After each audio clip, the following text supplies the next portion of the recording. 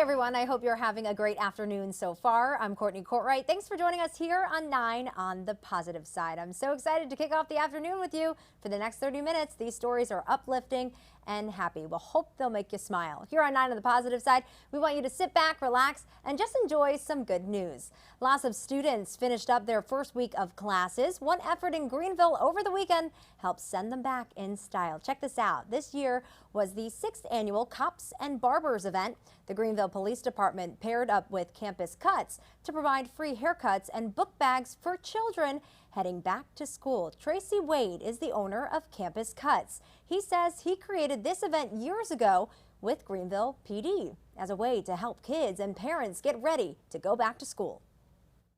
For me, it's a passion because I was these kids. To me, it's just a reflection of when I was their age. So being able to get back to our kids. Families are grateful the event was back this year after being canceled last year because of the pandemic. And we've seen so many communities come together to get students and teachers ready before the big first day. The Pentecostals of Greenville showing their appreciation for teachers by hosting what they called an Educator Sunday.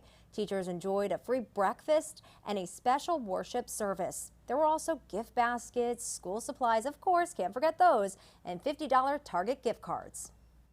It's a simple theme. We want to say thank you to our educators for being who they are, taking care of our most precious resources, the children in the community, and teaching them. Teachers say they're grateful for this recognition, and they say this reminds them they're all in this together. Raising money to help people with muscular dystrophy, ALS, and other muscle debilitating diseases. That was the goal of Pitt County Fire Association's Fill the Boot fundraiser. It's been going on now for 65 years. You can see firefighters with boots in hand looking to raise money for the Muscular Dystrophy Association and their annual summer camp.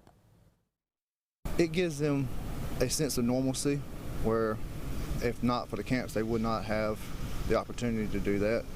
One of the biggest ones they do is Victory Junction here in North Carolina. The money will also help MDA find treatments and cures for these diseases. A complimentary breakfast at a hotel is usually a quick experience. You know how it goes. You wake up, pick up a bagel or a muffin, whatever you want, and you head out the door. But at the Jacksonville Hampton Inn, one woman works to start your day off with a smile and a personalized treat. 9 Your Side's Kayla Schmidt introduces us to Jacksonville's Waffle Lady, and she's really made a name for herself. Everybody likes waffles. They're just little pancakes with abs. Mix, crush, crumble, and cook. That is how Regina Trichet starts her day working at the Hampton Inn in Jacksonville. 89 different flavors. And they're all available every day, not just 2 items a day, but all of them. If you ask me, hey, can I have a strawberry banana cheesecake? I'll do that for you. Trichet is making a name for herself as Jacksonville's Waffle Lady, a dream becoming a reality. People come in here and they're like, where's the coffee? I don't know where the coffee is. Where's the coffee? And I said, hold up.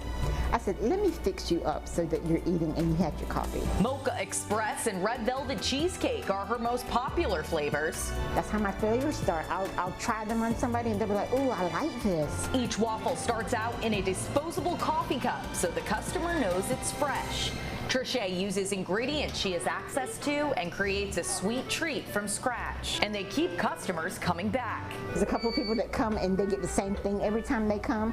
One of the pilots likes the chunky monkey, and he comes and that's the only thing he gets when he comes is a chunky monkey. And her love for waffles? Because they're jet lagged or been traveling for so long, things go wrong on their trip, and they come in and they're very ill at night. Even reaches the most unhappy guests.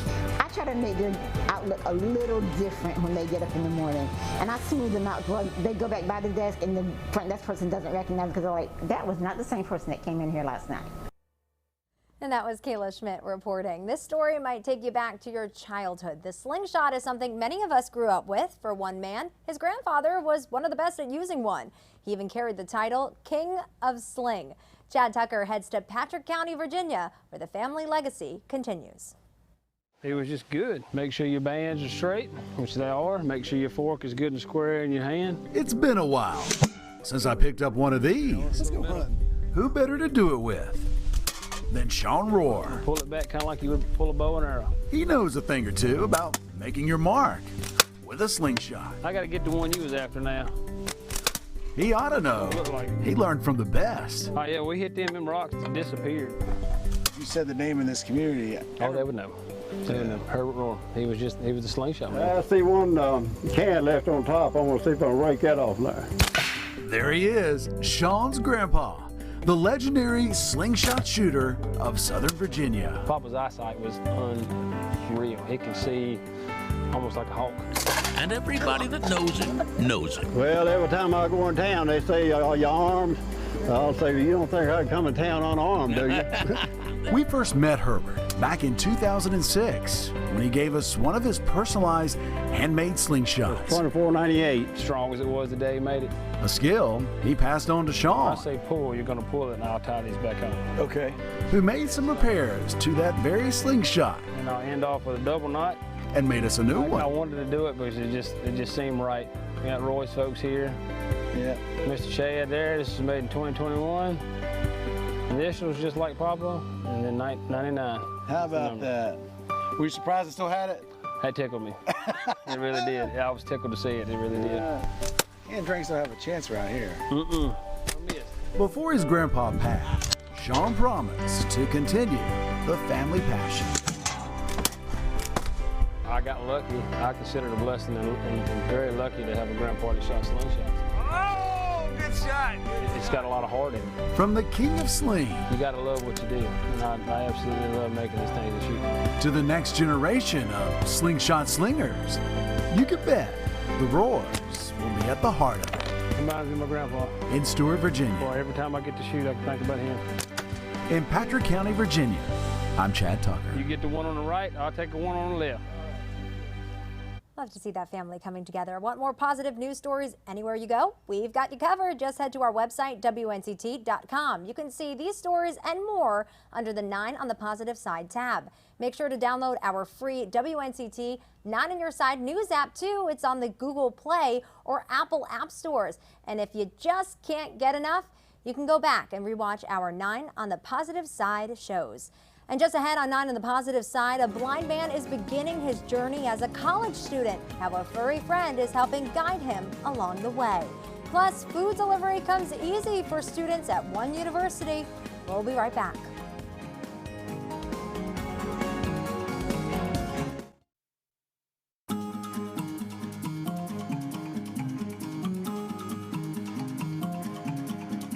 A 13-year-old horse named Willis is on its way to Wyoming to be fitted with a prosthetic leg. As he prepared for his long journey, his owner, Kim Goldsmith, said an emotional goodbye to the animal she acquired earlier this year.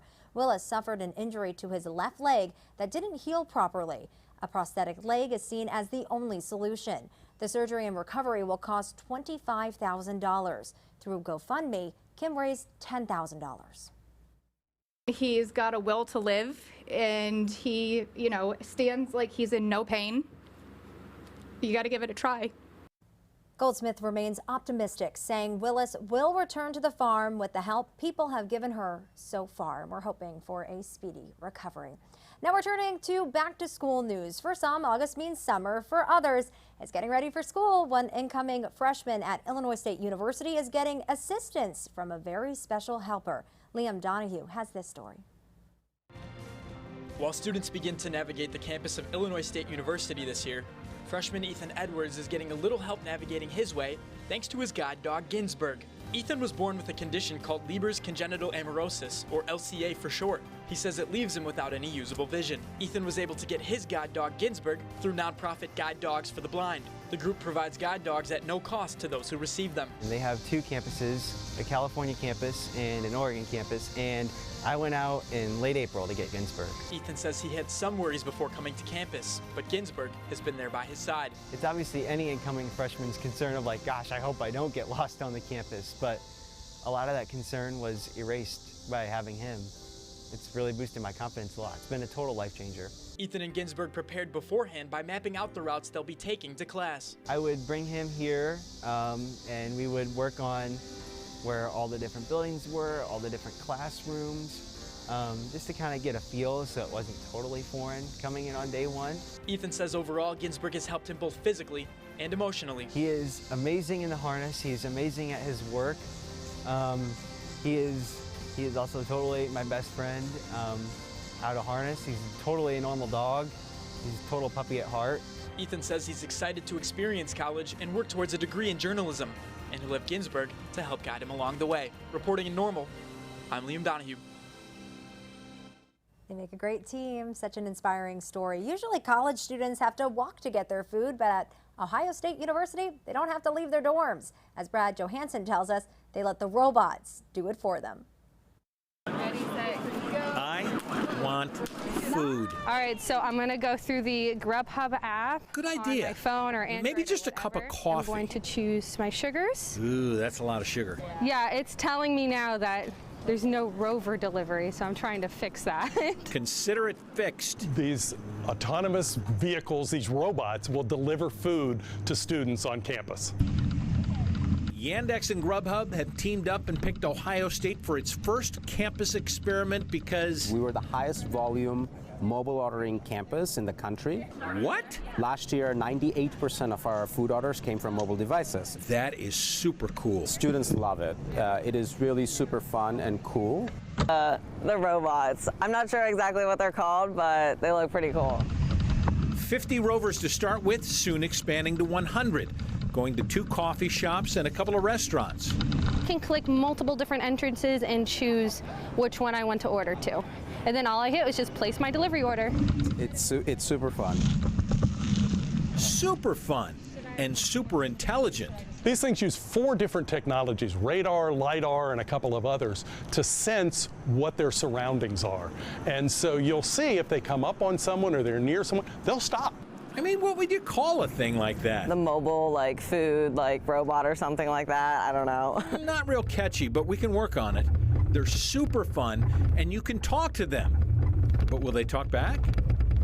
Not right now, but there are plans for the rovers to talk back eventually, yes.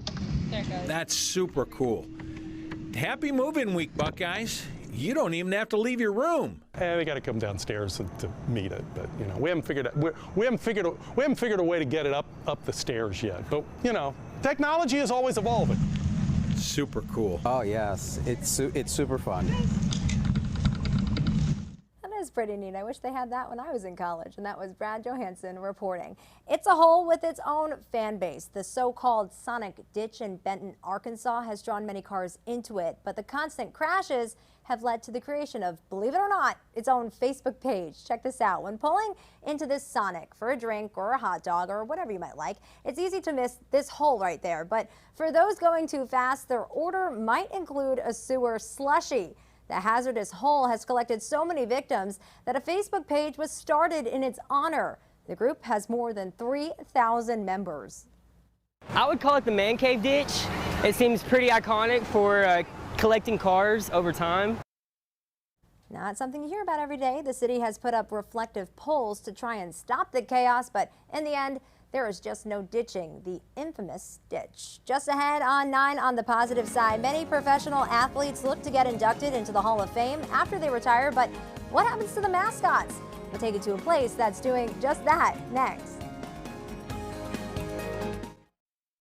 Welcome back to 9 on the positive side. We want to take you out to Indiana in this week's Destination Vacation, where the spotlight is on sports mascots. It's always fun to watch and see what they're up to while you plan your next summer road trip.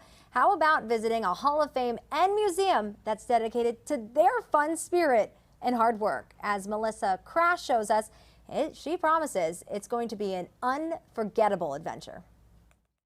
Mascots, they just make you smile, don't they? Here at the Mascot Hall of Fame, their focus is on why characters like Reggie here are such an important part of the game. It's a Hall of Fame for the unsung heroes of sports, the mascots. After 15 months of being closed because of the pandemic, Reggie is ready to welcome you to this interactive children's museum so you can learn the science of silliness. What's really cool is that all of our exhibits are mascot themed, so you get to really experience what it's like to be a mascot. The sports court, that's where it's at. We got to visit alongside kids from the Boys and Girls Club of Greater Northwest Indiana. You can start your day by grabbing a ball and heading to the field or basketball court. Then upstairs in the theater, you can dress up and audition to become a mascot. You'll learn what it's like to be your favorite character. You could put on a head, find out how much does it weigh. There's geography, history, we've got it all.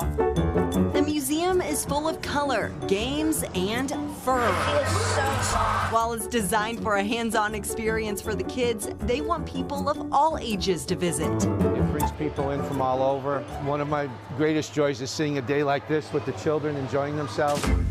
The original Mascot Hall of Fame was online, founded by David Raymond, the original Philly fanatic. Now there are 25 mascots inducted, including Blue and Boomer. You have to meet some requirements, minimum of 10 years as a mascot. You have to be a great showman, stunt-wise, I like to call it shenanigan-wise. But most importantly, you can go in here and find out who your favorite one is. Supporting fans once the game is over and making a difference in the community is what makes a Hall of Famer. The mascots, if you think about it, they're with you through your childhood all the way to your adulthood. They're always there. And your favorite mascot could be making an appearance at the museum soon. It gets really crazy. We pop confetti cannons, we have music going. It is a fun time. It's $10 for adults and children to come visit here. For children under the age of 2 and for members, it's free. For now, reporting and writing for Destination Indiana, I'm Melissa Crash. Seems like a lot of fun. Something floating at a Maine harbor has lots of people talking. Maybe that's because it's a giant rubber duck. Take a look at this. This duck has a sweet but short message, joy, and it's apparently charming the city. No one knows when or how it got there. The owner of Back and Forth Tours says people just love taking photos of it. It's been really cool. Everyone that comes on the boat, they come out this way into the harbour, so everyone kind of gets to take a look, depending on the tide. It's still a mystery, hopefully to be revealed at some point. Residents thought the duck may have had something to do with an event held in the city recently, but organizers say they had nothing to do with it. Now, do you know someone who's doing something good for the community or something you think is positive news? We want to know about it. Send story ideas to the email you see right there on your screen. Please put 9 on the positive side in the subject line. You can also reach out to me directly. And coming up on 9 on the positive side, a new Girl Scout cookie is hitting the market. The inspiration behind Adventurefuls is just ahead.